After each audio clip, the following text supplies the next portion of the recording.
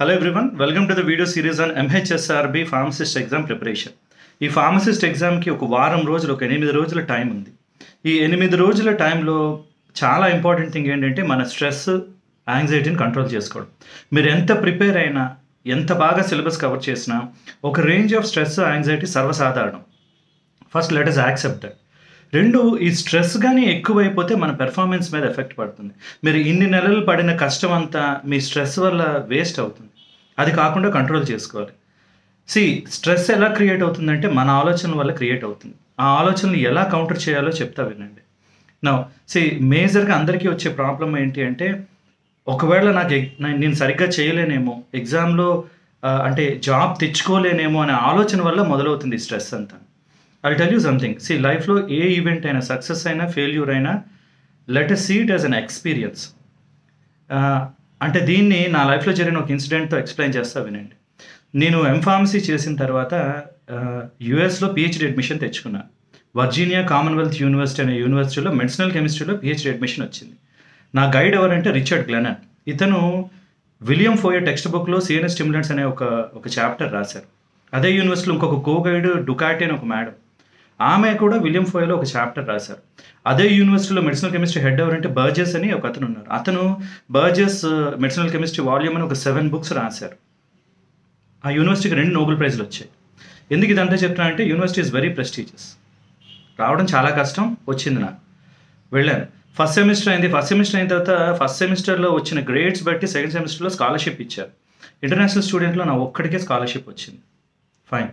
Second semester అయిన తర్వాత నా పర్సనల్ రీజన్స్ వల్ల కోర్స్ వదిలేసి ఇండియా రావాల్సి వచ్చింది. వచ్చేటప్పుడు కూడా I spoke with my guide. ఏం చెప్పారంటే, అతను ఎనీ పాయింట్ ఆఫ్ టైం, ఎప్పుడు నువ్వు తిరిగి వచ్చినా you can continue the programme అని చెప్పారు. I came back to India. So ఈ ఇన్సిడెంట్ ఏంటంటే, చాలామంది ఫ్రెండ్స్ కానీ ఫ్యామిలీలో కానీ they were looking it is I was a failure. నేను అంత అడ్మిషన్ రావడం కష్టం, ఇలా వచ్చామని చాలామంది చాలా డిస్ప్లెజర్ ఎక్స్ప్రెస్ చేశారు. But I have my own personal reasons. వచ్చేసాను. వచ్చిన తర్వాత ఏంటంటే, యూఎస్ వెళ్ళడానికి లోన్ తీసుకున్నాను. ఆ లోన్ రీపే చేయాల్సిన బాధ్యత నా మీదే ఉండింది. సో ఆ లోన్ రీపే చేయాలని ఒక కాలేజ్లో ఫ్యాకల్టీగా జాయిన్ అయ్యాను. పుల్లారెడ్డి కాలేజ్లో ఫ్యాకల్టీగా జాయిన్ అయ్యి ఈవినింగ్ గేట్ క్లాసెస్ స్టార్ట్ చేశాను. నా this was the turning point. ఎందుకు స్టార్ట్ చేశానంటే, లోన్ రీపే చేయాలని క్లాసెస్ స్టార్ట్ చేశాను. బాగానే చెప్పాను. వితిన్ 1.5 year or 2 yearsలో లోన్ క్లియర్ అయింది. ఈ క్లియర్ అయిన వెంటనే పబ్లిక్ సర్వీస్ కమిషన్ వాళ్ళు గవర్నమెంట్ పాలిటెక్నిక్ లెక్చరర్కి ఎగ్జామ్ పెట్టారు. గేట్కి టీచ్ చేసిన ఆ నాలెడ్జ్తో ఈ ఎగ్జామ్ క్రాక్ చేయగలిగాను. 9 పోస్టులు ఉండే అప్పుడు. ఆంధ్ర తెలంగాణ కలిపి ఉంది. ఓపెన్లోనే జాబ్ వచ్చింది. ఒక 10 years దాటిన తర్వాత this is where I am now. Let us compare this. So నేను యూఎస్ నుండి తిరిగి రావడం ఫెయిల్యూర్గా కన్సిడర్ చేయాలా, అదొక ఎక్స్పీరియన్స్గా కన్సిడర్ చేయాలా? నేను సబ్జెక్ట్ని బాగా ఎందుకు నేర్చుకున్నానంటే, బేసికలీ నాకు ఇప్పుడు గవర్నమెంట్ జాబ్ ఉంది. ఎందుకు వచ్చింది ఆ జాబు? సబ్జెక్ట్ నేర్చుకున్నాను కాబట్టి. సబ్జెక్ట్ ఎందుకు నేర్చుకోవాల్సి వచ్చింది? గేట్ క్లాసెస్ చెప్పాను కాబట్టి.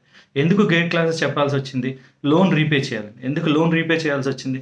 యూఎస్ నుండి వెనక్కి వచ్చాను కాబట్టి. So it's all chain of events. So ఇప్పుడు ఈ స్టేజ్లో నేను ఫెయిల్యూరా సక్సెస్ఫుల్లా అంటే I cannot tell. It is just an experience. So ఎందుకు ఇదంతా చెప్తున్నానంటే, coming back to India was a biggest decision. It is very painful thing. ఆ యూనివర్సిటీలో అడ్మిషనే వచ్చేది కాదు. వచ్చి స్కాలర్షిప్ తెచ్చుకొని కూడా మళ్ళీ వెనక్కి రావాల్సి వచ్చింది. It was very painful. నేను ఎన్నో ఇయర్స్ కష్టపడ్డాను వెళ్ళడానికి. బట్ డౌన్ ద లైన్ ఇప్పుడు చూస్తే అది ఒక ఎక్స్పీరియన్స్. ఆ ఎక్స్పీరియన్స్ వల్ల లైఫ్లో చాలా నేర్చుకున్నాను. లోన్ ఓన్గా పే చేయడం, సబ్జెక్ట్ నేర్చుకోవడం, ఇప్పుడు ఇంతమంది మీ అందరితో ఇంటరాక్ట్ అవ్వడం, సబ్జెక్ట్ షేర్ చేసుకోవడం, ఇవంతా. నా అండర్స్టాండ్ దిస్. లైఫ్లో ఏం జరిగినా మన ఆలోచన, అది మనం ఫెయిల్యూర్ అనుకుంటామా, ఎక్స్పీరియన్స్ అనుకుంటామా అనే ఇష్యూ మీద డిపెండ్ అయి ఉంటుంది. ఇప్పుడు మీరు ఒక ఎగ్జామ్ రాస్తున్నారు. ఎగ్జామ్ రాసే ముందు ఆలోచనలు ఏమొస్తాయంటే, చేయగలనో లేదో, జాబ్ వస్తుందో లేదో. ఈ ఆలోచనల వల్ల చదవలేరు, రివైజ్ చేయలేరు, మీ ప్రొడక్టివిటీ ఉండదు. అలా కాకుండా, లేదు ఇది ఒక ఎక్స్పీరియన్స్, నాకు I will give my best అని ఆలోచన తెచ్చుకోండి, స్ట్రెస్ ఉండదు. నేను చదువుకునే రోజుల్లో కర్మ సిద్ధాంతం గురించి చెప్పేవారు. మనం కష్టపడాలి కానీ ఫలితం ఆలోచించకూడదు. నాకు అర్థమయ్యేది కాదు. ఒక ఎక్స్పీరియన్స్ వచ్చాక అర్థమైంది. దేనికైనా సరే కష్టపడాలి కానీ ఫలితం మన చేతిలో ఉండదు. మన కష్టం మన చేతిలో ఉంటుంది. సో ఈ వారం రోజులు మీరు చేయాల్సింది, me give your 100%. Me best మీరు ఇవ్వండి. అలానే డోంట్ గెట్ స్ట్రెస్డ్.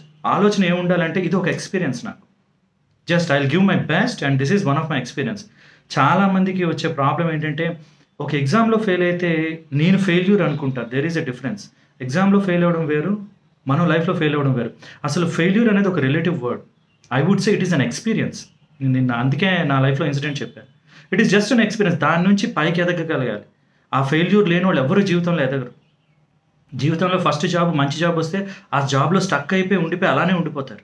ఫెయిల్ అవుతూ ఉంటేనే పైకి వెళ్తాం. ఎవరిదైనా చూడండి.